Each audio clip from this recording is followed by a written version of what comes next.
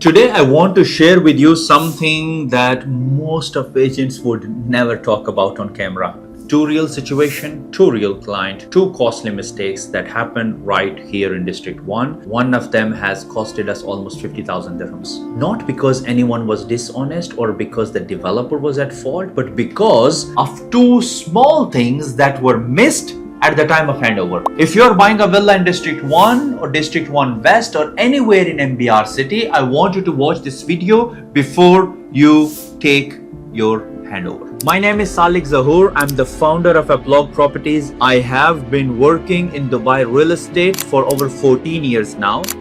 I'm an engineer by qualification and a real estate broker by passion. That combination gives me something most brokers cannot offer. I also understand the financial and trading part of the business as well as the technical side of real estate as well, which is something that stands me out from the crowd.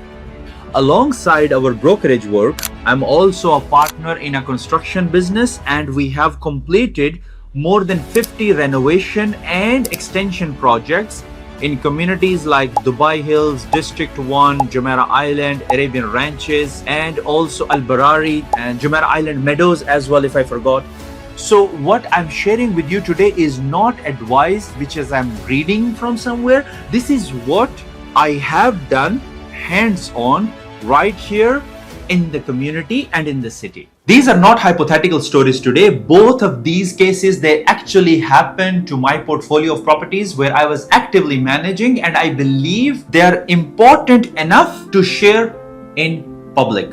So recently, a client of mine, in fact, we're currently doing renovation in that villa. The client of mine, he bought a villa from a seller who took the villa handover from the developer but never lived in it and sold it to my client. The seller had simply received the keys and immediately listed the villa for sale. My client bought it and we began a full renovation. That was the plan. We buy the villa, we rip it to shell and core, and we do the renovation, new marble, new kitchen, new flooring, etc. I have made a complete renovation guide video for that specific villa, which you can find on my channel as well. So before we started the landscape and softscape work, as a standard procedure that we do in villas like this, we wanted to do the testing and commissioning of the swimming pool because it was existing from the developer. And the logic was pretty simple. If there is a problem, it's far better for us to find it right now so that we can fix it rather than we fix it after we have planted the garden, then the flooring in the ceramic flooring, and also some other work that we wanted to do there, including the electrical work as well.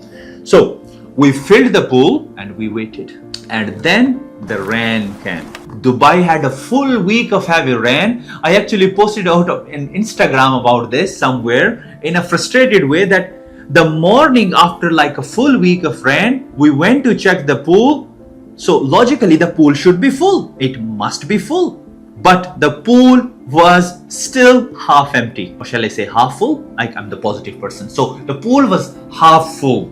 And we found out that we had two separate leakages. One was in an electrical fitting and then the other one was in the pool itself from the waterproofing side. Here is a challenge. When the pool is leak and it is not built by the contractor you hire to fix it, that contractor will never give you warranty for a repair work until or unless that contractor does the whole repair job, including the waterproofing, and then tells you that now I'm responsible for this pool for X number of years. We had no option but to do the full maintenance because the client wanted to make sure that he's not facing the problem tomorrow. After the estimate, it costed us almost 50,000 dirhams to do a complete repair, removing the tile, doing the waterproofing, then testing, and then fixing the tiles. But here is something important. If the original seller who took the handover from developer would have invested maybe 5 or 10,000 dirhams hiring a professional snagging company,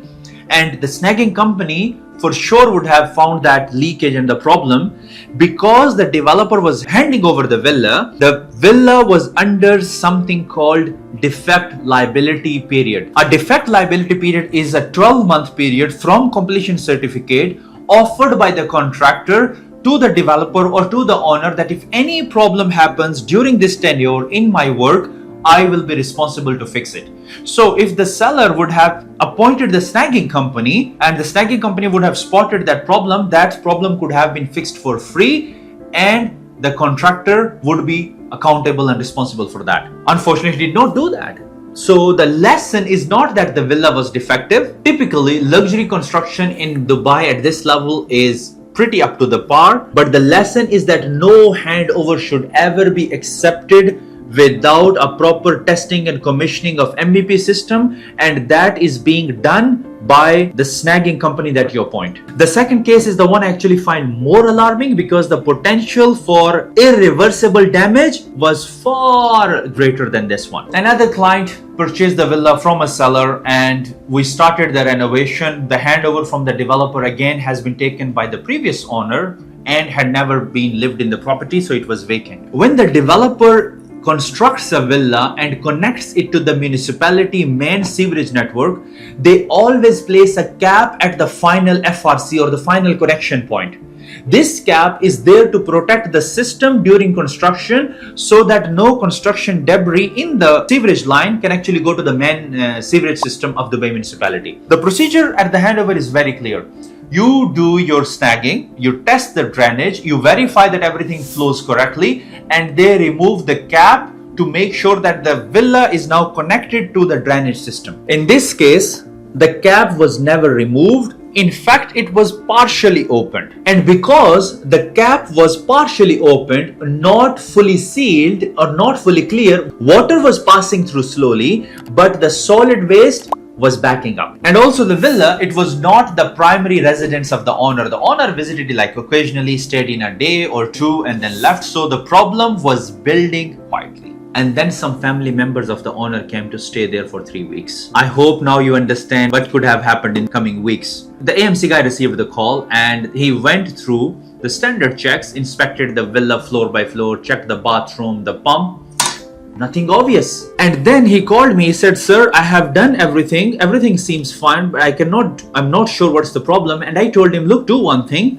Go to the garage," because there was a lot of outdoor furniture stored in the garage. I told him, "Go to the garage and open the main manhole and see if the water is and the solid waste is being drained properly." He went to the garage. I'll spare with you the visual details. The sewerage cap was the source, and bottom line, the cleaning costed us 7,000 dirhams. That is the number we got away with. It's nothing much, to be honest with you, but it costed me more because then what I did is that I ordered one water tanker and then I flushed the whole system to make sure that now it is being cleaned and we will not face any problem in the future. As a broker, we have to do this kind of stuff. Not all things we do are flashy, but here is what kept me up at night. If this is the problem had gone unsolved for a few more weeks, the backup would have pushed into the drainage lines running through the first floor ceiling, and that would have caused unrepairable damage in the first floor and the ground floor ceiling. When I say unrepairable, if something happens to that, most of the things needed to be replaced because you have to revamp whole of the thing to get rid of that unpleasant smell. Surprisingly, because the owner owned more than one villa in that community, after I found out this, in fact, I told the very same guy, I said, "Go to that villa, take the permission from the tenant," because it was rented at that time for like 3-4 weeks. And I told him, "Go and open that one as well." And guess what? It was the same case. But luckily, alhamdulillah, it was not a major damage. We found it. Yes, whenever I came across any client who was taking the handover, I was mentioning this specifically. And some of them found it very helpful. And most of these cases were that because the owners, they don't know there must be a checklist to follow through while taking the handover of the villa, because they don't have this experience. When you want to do that, please make sure you liaise and talk to an experienced person who has done this before. It can save you a lot of money. And I have told you these 2 examples. So you might be asking this question now, Saliq, is District 1 a safe investment even with these risks? The answer is absolutely yes. These risks can be in any villa community. District 1 and MBR City represents some of the most resilient freehold assets in Dubai. Crystal Lagoon, proximity to downtown, the Maidan cycling track. These are genuine long-term value drivers. And these 2 cases are not about District 1 being risky. They're about what happened when handover discipline fails anywhere. It can happen anywhere, as I said. The next question could be, should I hire a snagging company even for a new villa? Without a shadow of doubt, absolutely yes. A professional snagging company costs a fraction of what a missed fault will eventually cost you. So for a villa at this price range, this investment is absolutely non-negotiable. What is the difference between District 1 Phase 3 and District 1 West? District 1 Phase 3 covers the original established phases, Mediterranean, modern, Arabic and contemporary styles, most of which are ready and occupied. District 1 West is the new expansion which features minimalistic modern architecture with the 2027 to 28 handover timeline. And if you're buying in District 1 West Phase 1 or Phase 2, these snagging principles, they even apply more to you critically because you will be among the very first residents of that community. So before I close this video, here is a checklist I personally use on every villa I manage in District 1 and across Dubai. I hire a professional snagging company. I do this before any handover from the developer. Then the rest is on the snagging company because they work with me for years. They know exactly what they do. But in this case, commission and test the swimming pool, fill it and monitor water level for at least 48 hours. The sewerage cap, for sure, it is in the bold letters on the top, written in red. And then we run the drainage full flow test on every floor, observe the flow rate, check the blockage, test all the electrical systems, circuits, light fittings throughout the property, check doors, windows, hinges, misalignment, and because misalignment at this stage is very easy to fix during the snagging, inspect the railings, fixtures, roof terrace for loose fittings, and also most important, air conditioning. I believe that MEP system of a villa is like the veins in our body. So imagine our body is like a structure, like a villa, and then the body is being operated and controlled by the veins through which the blood runs. MEP system is like the veins of a villa, and most of the time you make sure, and why the problem happens in the body? Because of the clogging veins. So you need to make sure that the MEP system is thoroughly being checked. The snagging for a villa can cost you between 5 to 10,000 dirham per villa actually, and if you compare it with your villa price, it costs you like 0.0001% of that. It's not a cost, it is an investment. And make sure you don't skip that part. If you're currently in the process of buying a villa in District 1, District 1 West, or anywhere in MBR city, or you want to avoid exactly these situations, I really want to hear from you.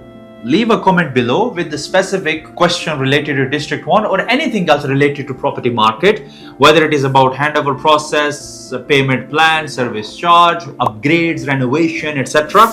I read all the comments. If you're looking to buy, sell, rent, renovate in District 1, please reach out to me directly on WhatsApp. The link is below. And if this video has given you value, please share it with someone. Maybe this video can save them 50 or 70,000 dirhams that we have spent in our case. And I would see you in your next video.